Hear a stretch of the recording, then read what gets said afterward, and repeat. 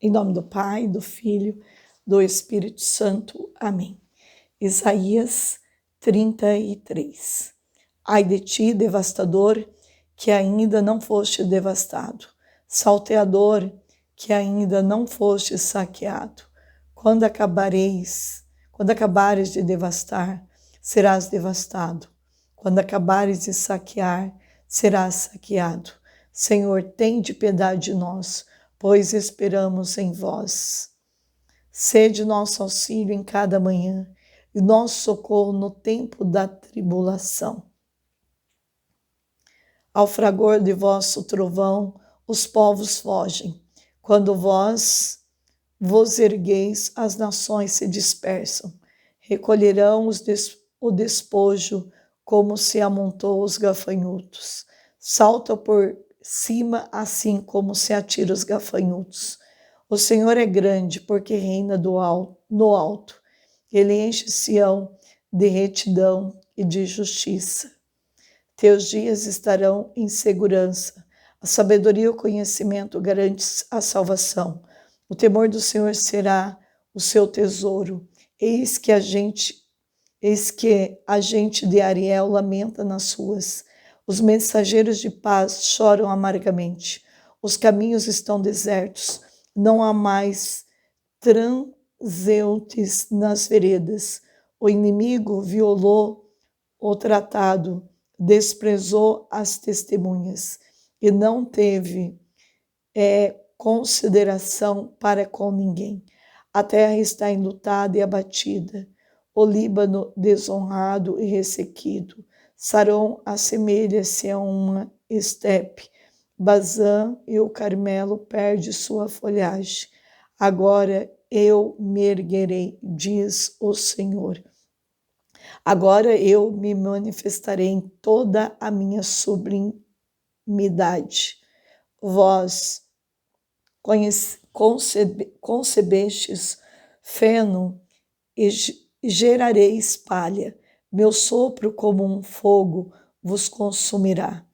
Os povos serão calcinados como espinhos cortados que se queimam. Vós que estáis longe, ouvi o que eu fiz. Vós que estáis perto, conhecei o meu poder. Em Sião os pecadores serão aterrados, o medo se apoderará dos ímpios. Quem de nós poderá permanecer perto deste fogo devorador? Quem de nós poderá permanecer perto das chamas eternas? Aquele que procede bem e diz a verdade, que não quer um benefício extorquido, que não quer tocar um presente corruptor, que fecha os ouvidos aos propósitos sanguinários e cerra os olhos para não ver o mal. Semelhante ao homem, habitará nas alturas e terá por asilo os rochedos fortificados. Seu pão lhe é dado e a água lhe é assegurada.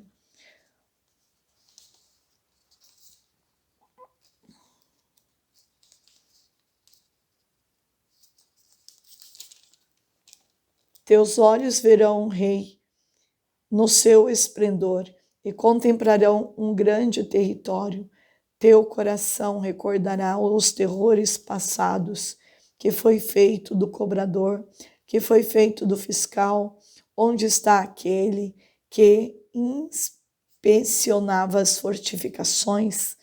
Tu não verás mais aquele povo insolente, aquele povo de linguagem ininteligível, de língua bárbara que ninguém compreende. Olha para Sião, a cidade de nossas festas. Teus olhos verão Jerusalém, habitação tranquila, tenda bem fixada, cujas estacas jamais serão arrancadas, nem as cordas rompidas. Lá, na verdade, temos o arroio do Senhor, que nos serve de rios com largos canais.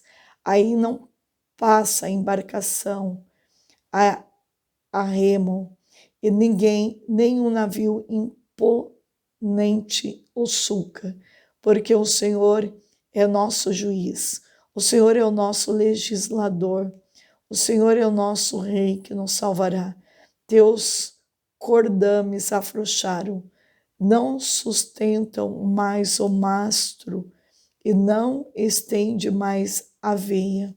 Então o próprio cego se apoderará de sua parte de um grande despojo, e os próprios coxos se entregarão ao saque. Atingir ninguém mais em Jerusalém se dirá doente. O povo desta cidade terá seus pecados perdoados. Palavra do Senhor, graças a Deus. Hoje, então, Deus está revelando a angústia e a libertação ao mesmo tempo de Jerusalém. Capítulo 33. Então, a Assíria quebrava continuamente as promessas que fazia, mas exigia que os outros cumprissem as suas. É muito fácil nos colocarmos da mesma posição egoísta, exigindo os nossos direitos e ignorando as dos outros. Promessas quebradas abalam a confiança e destroem o relacionamento. Procure manter suas promessas e, ao mesmo tempo, peça perdão por aquelas que não cumpriu. Devemos dispensar aos outros a mesma justiça que exigimos para nós. Estas são as palavras dos remanescentes justos, que esperavam que Deus os libertasse da opressão. Veja, Reis 19, do 20 a 37, Isaías 37, 21 a 38, para mais informação a respeito da vitória sobre a Síria aqui mencionada. Quando o reino de Cristo for estabelecido, Jerusalém se tornará o lar do juízo da justiça, porque será o lugar onde o Messias reinará, como uma luz para o mundo.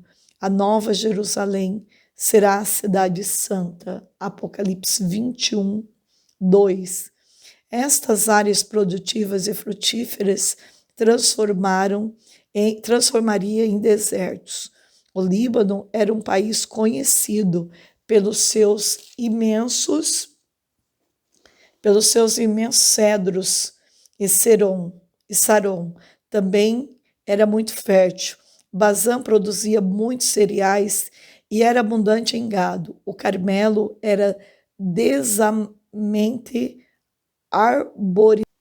Então, fiquei até a madrugada para mandar o vídeo e não foi. Mas esse sacrifício, né? Deus sabe de todas as coisas. Só Deus sabe de tudo. A gente não sabe nada. Tudo é conforme Deus quer e não conforme a gente quer. Deus seja louvado por tudo, né? Então, vamos na meditação de hoje, da leitura de hoje, aonde fala, né? A leitura de hoje fala da nossa... Hoje, dia 13, olha, hoje é dia de Santa Luzia, nossa mártir, dia 13 de dezembro.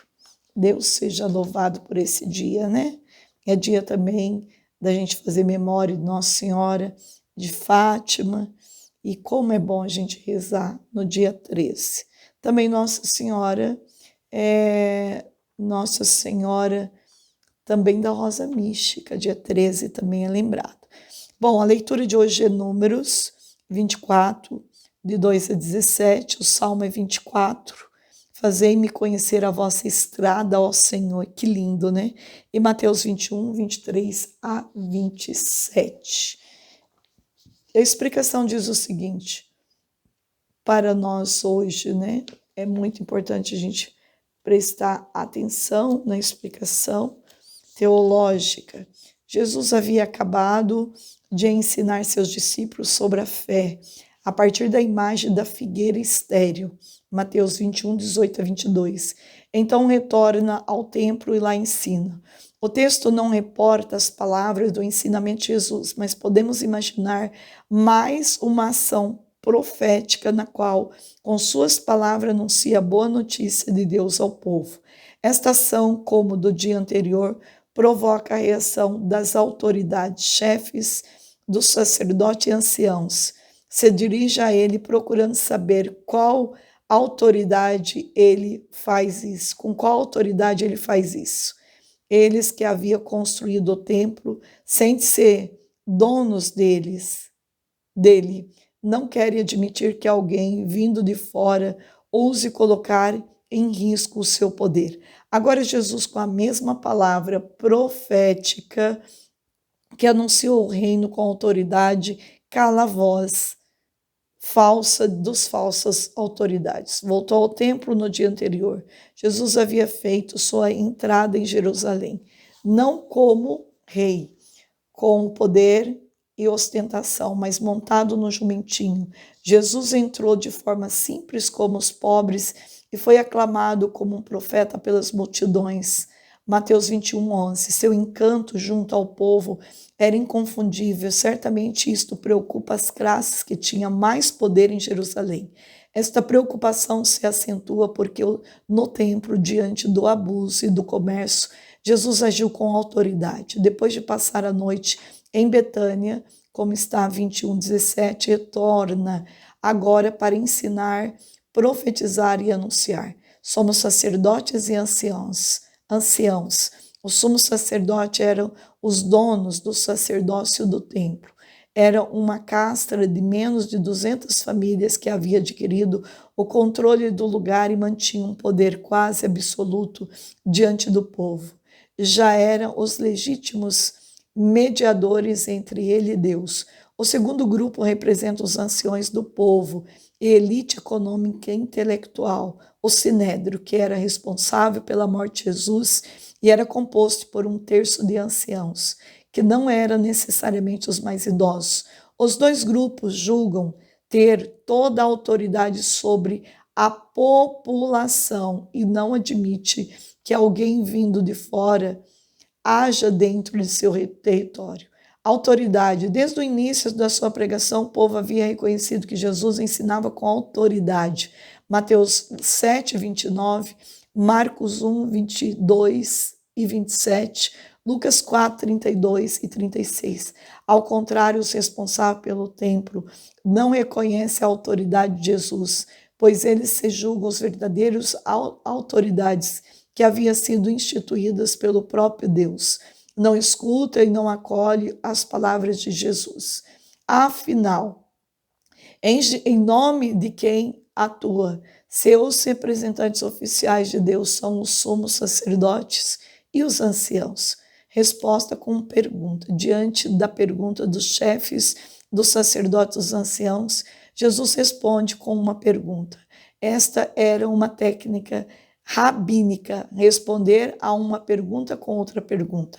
Há inclusive uma anedota que diz que certa vez perguntaram um judeu, por que vocês judeus respondem sempre a uma pergunta com uma outra pergunta?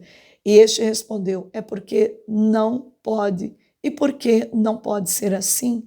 A capacidade de fazer boas perguntas, o melhor argumento. Com a sabedoria dos seus antepassados, Jesus ensina de maneira simples aos simples, de maneira sábia aos seus adversários. Batismo de Jordão. A pergunta de Jesus é sobre o batismo de Jordão. Aparentemente parece que Jesus fugiu totalmente do assunto, mas não, é como se Jesus lhe dissesse: se vocês não sabem se situar diante de João Batista, é inútil querer me fazer perguntas.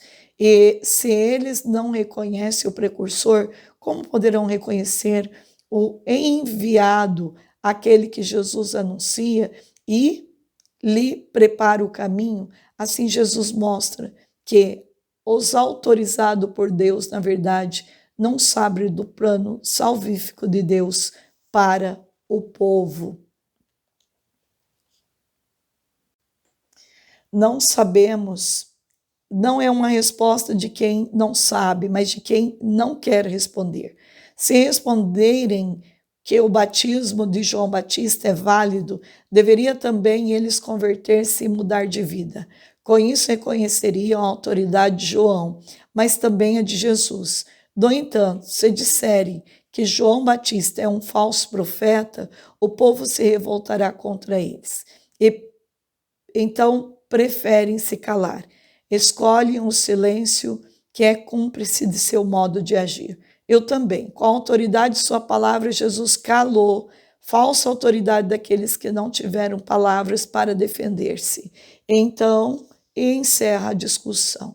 Jesus agiu com a autoridade de sua palavra ao calar a voz daqueles que não tinham autoridade e não querem reconhecer os enviados de Deus. O Evangelho nos convida a termos a mesma atitude das multidões que não duvidaram das palavras de Jesus, mas reconheceram seu ensinamento como quem tem autoridade. Temos um compromisso com Jesus e com a palavra que ele nos revelou. Esta palavra profética que continua denunciando as falsas autoridades e os falsos templos. Ao mesmo tempo, a palavra de Jesus continua sendo a boa nova, pregada com autoridade, que traz a alegria e a boa notícia a todos, que, como verdadeiros discípulos, se aproxima para ouvi-la e colocá-la em prática. É isso mesmo. Que Deus nos dê a graça de pôr em prática a voz de Deus. Ave Maria, cheia de graça, Senhor é convosco. Bendita sois vós entre as mulheres, e bendito é o fruto do vosso ventre, Jesus. Santa Maria, Mãe de Deus, rogai por nós, pecadores, agora e na hora de nossa morte. Amém. Em nome do Pai, do Filho e do Espírito Santo. Amém.